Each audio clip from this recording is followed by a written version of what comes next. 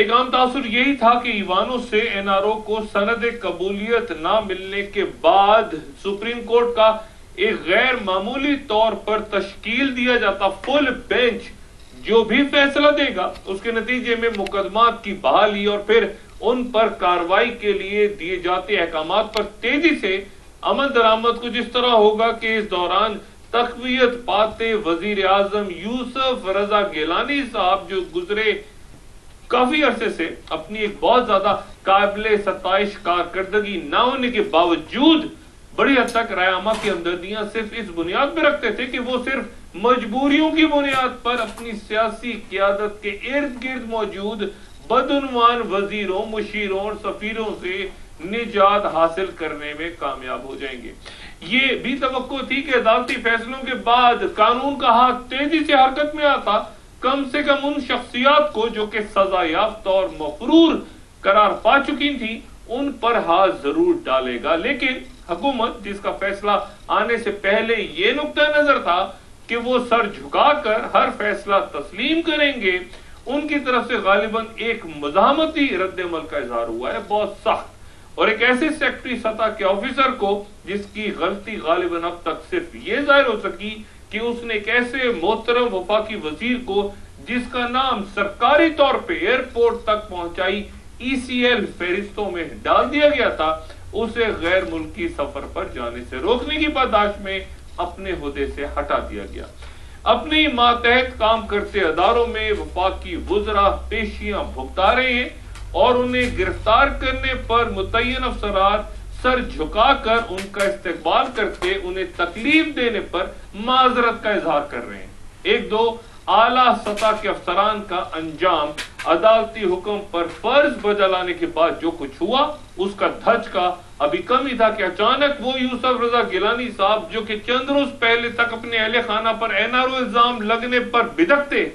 NRO زدگان کو ایک نحوست کی علامت قرار دیا کرتے تھے، اب اچانک حیران کن طور پہ خوشگوار انداز میں جو کہ ان کا عمومی رویہ ہی نہیں نہ صرف یہ عجب منطق دیتے نظر آئے ہیں کہ چونکہ زرداری صاحب مقررہ سزا بھگت چکے ہیں اس لیے ان پر دوبارہ مقدمات کا اندراج لا حاصل ہوگا۔ سوئس عدالتیں حکومت پاکستان کی ہدایت کی منتظر ہیں جو انہیں نہیں دی گئیں اب تک، اور وہ وزراء جنہیں اس مقدمے کا فیصلہ آنے کے بعد اپنے عہدوں سے ہٹائے جانے کے اعلان کیے جا رہے تھے بار بار، وہ اب مزید جاہ و جلال کے ساتھ اپنی قوت کا مظاہرہ کرتے عوام کے سامنے اترتے جا رہے ہیں۔ FIA کے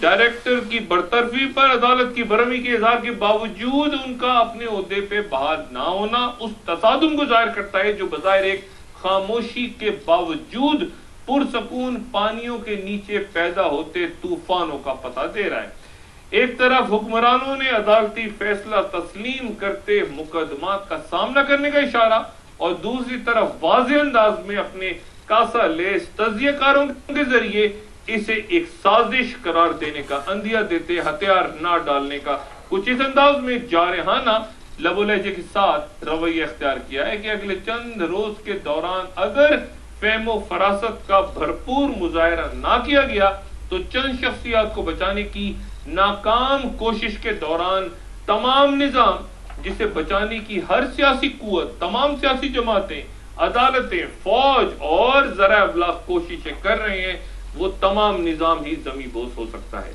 حکمرانوں کو یقین ہے کہ معاملات ان کی مکمل گرفت میں سکون اور ٹھہراؤ کی جانب چلے گئے ہیں، لیکن ایسا یوں ناممکن اور خام خیالی ہے کہ وہ انتہائی آزاد اور متحرک عدلیہ جو بدعنوانیوں سمیت گھناؤنے جرائم کے خلاف مقبول فیصلے کرتی اب اس مقدس ادارے کی ہدایات کا وہ حشر ہوتا دیکھنا پسند نہیں کرے گی جو اس سے پہلے چینی مافیا کے خلاف اس کے فیصلوں کا کیا گیا تھا۔ تمام تر رمضان گزر گیا، وزراء اور صوبائی حکومتوں کے وہ تمام سربراہان جو بڑی سیاسی جماعتوں سے وابستہ اس دوران اربوں روپیہ لوٹ رہے تھے، انہوں نے عدالتی احکامات کو ایک تمسخر کی شکل دی اور چینی کی قیمتوں کو قابو کرنے کی نہ صرف یہ کہ کوشش نہیں کی بلکہ یہ تاثر بھی قائم کیا کہ اگر عدالت کوئی فیصلہ یا حکم صادر کر بھی دے تو ریاستی مشینری، بیوروکریسی جو کہ براہ راست حکمرانوں کے اشارہ ابرو کی منتظر ہوا کرتی ہے، وہ موجودہ صورتحال میں عدالت یا حکومت किसकी बात सुने? इस पर हिजान का शिकार है। और यही वो खतरा है जिसका अंदेशा पहले भी इस नशिश में बार बार होता रहा कि रियासत स्टेट स्टैंड स्टिल खड़ी है अपनी जगह, सब काम रुका हुआ है और हुक्मरां मजाकन एक दूसरे से ये कहते फिर रहे हैं कि फैसला हमारे खिलाफ आ भी गया तो उस पर अमल दरामद कौन करेगा, और एक पुलिस ऑफिसर अपने ही मतलूब मफरूर वजीर पर किस तरह हाथ डालेगा। और यही मामला हमने सेक्रेटरी दाखिला की बरतरफी की सूरत भी देख लिया। मैं यहां जब हुक्मरानों की इस्तेलाह इस्तेमाल करता हूं तो मेरा इशारा पीपल्स पार्टी से बहैसियत मजमूई या उसके मुताद्दिद काबिल एहतराम रहनुमाओं से नहीं, बल्कि उन चंद अफराद से होता है जिनको उनकी वजारतों या आला ओहदों से हटाकर मुकदमात का सामना करने के इंतहाई मुनासिब मशवरे के बजाय जरदारी साहब इस वक्त पूरे निजाम को महाजराई की इंतहाओं की तरफ ले जाते, तमाम निजाम को ही शायद अपने साथ ले जाने के ख्वाह हैं, जिसे उन्हें पीपल्स पार्टी के ही वो रहनुमा रोक सकते हैं जो बज़ाहिर अब तक उनके सामने लब कुशाई की हिम्मत और इस्तेताअत नहीं रखते। अदालती तमस्सुर का एक ताजा तरीन मुजाहिरा उस प्रेस कॉन्फ्रेंस के दौरान सामने आया है जहां एक प्लांटेड क्वेश्चन मोहतरम जहांगीर बदर साहब से इस अंदाज में किया गया कि वो जज साहिबान जो खुद को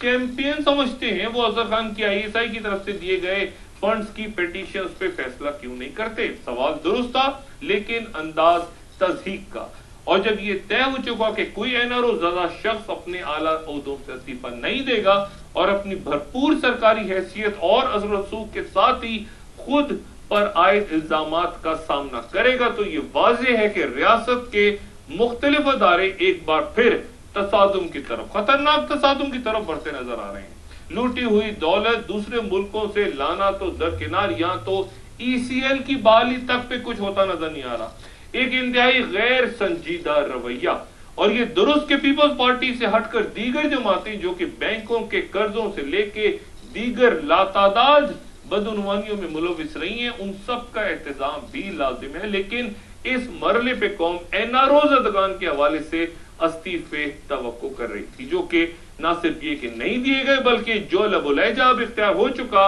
और जिस तरफ हुकूमत बढ़ती नजर आ रही है वो मुतअद्दिद हलीफ और हरीफ सियासी कुव्वतों समेत अदलिया, ज़राए अबलाग और राय आमा में मजीद बेचैनियों का सबब बन रहा है। और मैं यहाँ इस्तिलाह तसादुम की एक बार फिर दोहराता हूँ, लेकिन मामला वही कि तसादुम और महाजराई की सूरत पीपल्स पार्टी की क़यादत को आखिर क्या फायदा होगा।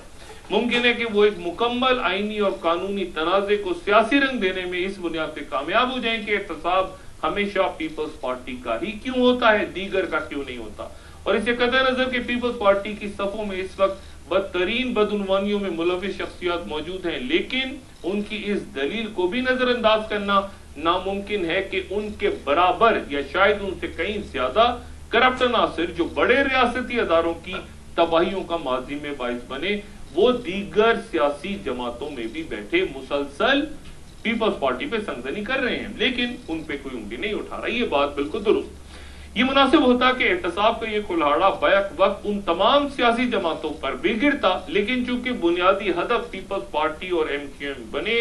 NRO की वजह से, इसलिए बैंक ऑफ पंजाब स्कैंडल समेत शायद अजहर खान की जानिब से IGI की तश्कील के दौरान तकसीम की गई रकम का भी इस मरले पे कई साल से दर्ज मुकदमा दोबारा शुरू होना जरूरी है।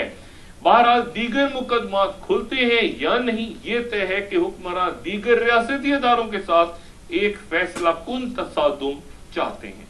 GHQ और CIA के हवाले से कमाल असफर के बयान को लतीफ पैराए में नजरअंदाज भी किया जा सकता है और संजीदगी से भी लिया जा सकता है। हो सकता है ख्वाजा आसिफ का जरदारी साहब को मुस्ताफी होने का मशवरा उनका जाती हो, और मुमकिन है इस कदर बड़ा और अहम बयान उन्होंने मुशावरत के बाद दिया हो। बिल्कुल उसी तरह जिस तरह आज तक हम अल्ताफ हुसैन साहब की तरफ से जरदारी साहब को उनके रुफका के हमरा कुर्बानियों के मशवरे की दुरुस्त तशरीह नहीं कर सके। अदालत NRO पर फैसला करते करते जरदारी साहब की अहलियत, आईनी तहफ्फुज और गैर मुल्की अदालतों के सवालात भी छिड़ गई है। और जरदारी साहब जो इस फैसले से पहले ही एक इंतहाई कमजोर पोजीशन में थे, अब गालिबन दीवार से लगे जाने के बावजूद महाजराई का लड़ने का पैगाम दे रहे हैं, ये जाने बगैर कि वो एक कमजोर इखलाकी और कानूनी ग्राउंड पे है। اور ان کی اپنی حمایت جو ارد گرد انہیں اس وقت نظر آ رہی ہے وہ بڑی حد تک ان کی ذاتی حمایت نہیں بلکہ ایوان صدر میں ان کے قیام کی مرہون منت ہے۔ تصادم کیا ناگزیر ہو چکا اور کیا واقعات کی رفتار تیز تر ہونے جا رہی ہے؟ کیا عدالت اپنے احکامات کی حکم عدولی برداشت کرے گی؟ ایک وقفے کے بعد سپریم کورٹ بار کے سابق صدر اکرم شیخ